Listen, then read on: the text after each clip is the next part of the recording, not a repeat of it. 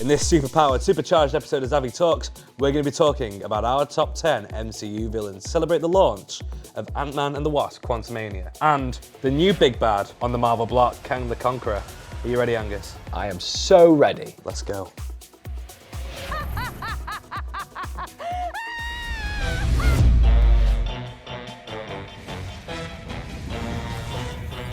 So at number 10, Angus, who's been messing up everything? Agatha Heart. It was Agatha all along. Agatha Harkness is a witch who has lived for thousands of years, and her latest appearance was in WandaVision. She was awesome in one. She was. And I killed Sparky too. Honestly. Poor Sparky. Poor Sparky. R.I.P. to Sparky, he's a real one. I've heard about the new upcoming show called Coven of Chaos. I Yes. can't wait. Featuring Joe Locke from Heartstopper and Aubrey Plaza as well No from way. Parks and Rec. What were you the god of again?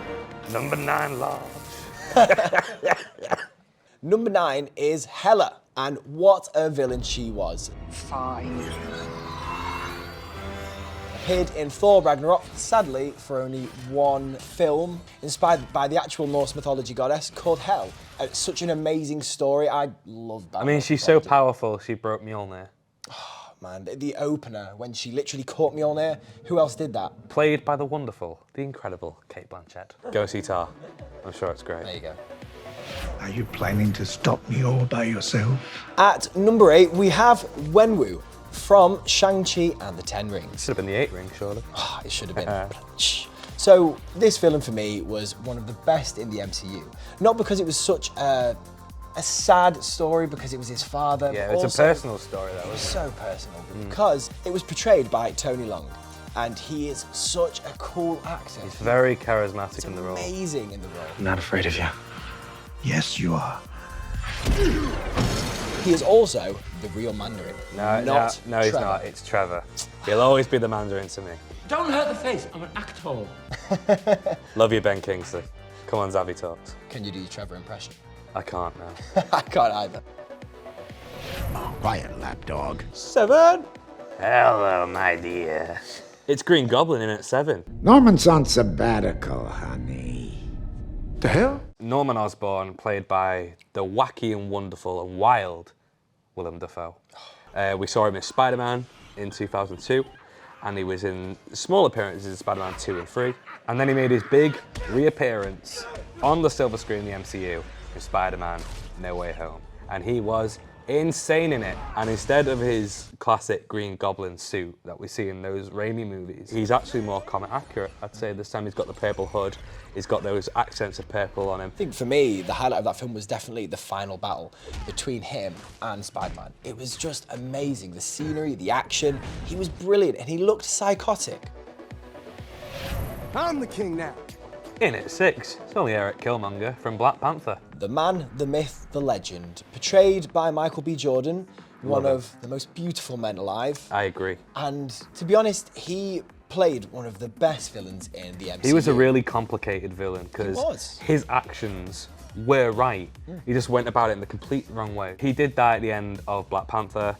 He made a reappearance in What If as well. He did. As he Tony did. Stark's head of security. Then he made his reappearance in Black Panther Wakanda Forever in the Astral Plane. I mean, it's a total turning point for the character of Shuri as well. Oh, yeah. Are you gonna be noble like your brother?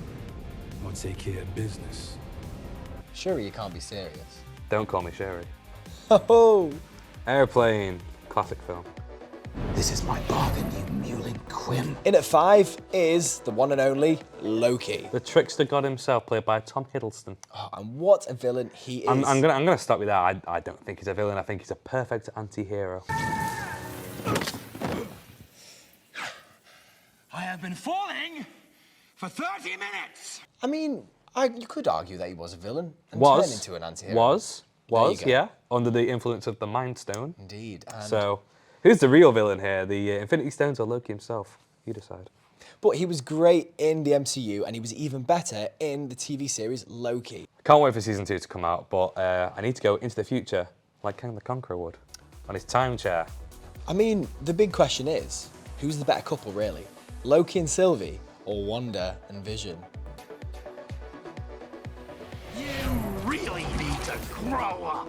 In at 4, it's Peter Quill's dad, Dear old dad, it's Ego, the living planet, played by Kurt Russell. So we first see Ego at the start of Guardians 2. We see him meeting Peter Quill's mother. And then obviously we know from the start of Guardians 1, Peter Quill's mother dies in hospital and he's picked up by the Avengers. Turns out Yondu picked him up because Ego was after him. And one of the most heartbreaking scenes in MCU history is when Ego turns to Star-Lord and says, you know, it really killed me to put that tumour in her head. And you just see the look of what in his face. There was no hesitation when he got his 2 blasters out and started shooting. Oh yeah, absolutely. I mean, I think it's safe to say that Yondu is probably #1 in MCU dads. But that's a different list and a different countdown entirely. So we've got breaking news for you guys. We've just been to the Quantum Realm and we've got ourselves these amazing Ant-Man and the Wasp Quantumania t-shirts. But good news for you out there, you don't have to go to the Quantum Realm. Head to the Zavvi website and get yours today. That doesn't seem fair. In at 3, we have the one and only Scarlet Witch / Wanda. This is me being reasonable.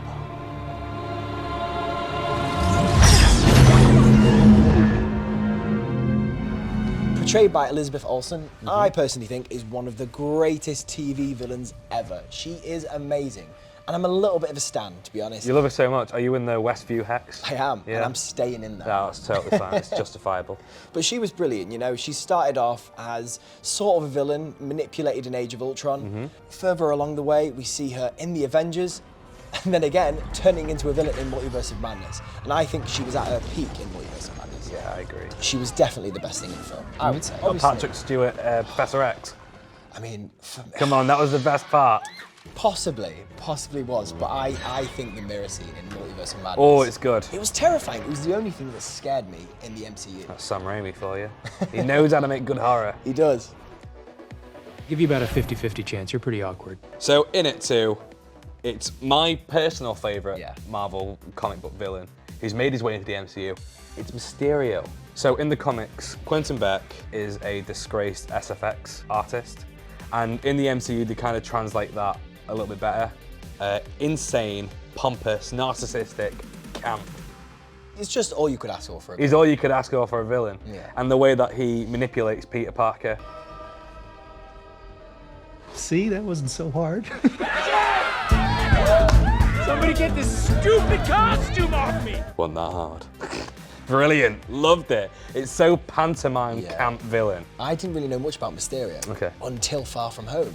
Ah, And it was a massive twist for me because I thought he really had powers. see, if you knew the villain in the comic, you knew this was going to happen. You just didn't know in like what sense it would happen. Plus, he's the one who revealed Spider-Man's identity to the world, He did. leading to the events of. No Way Home. That's it. In at 1. We have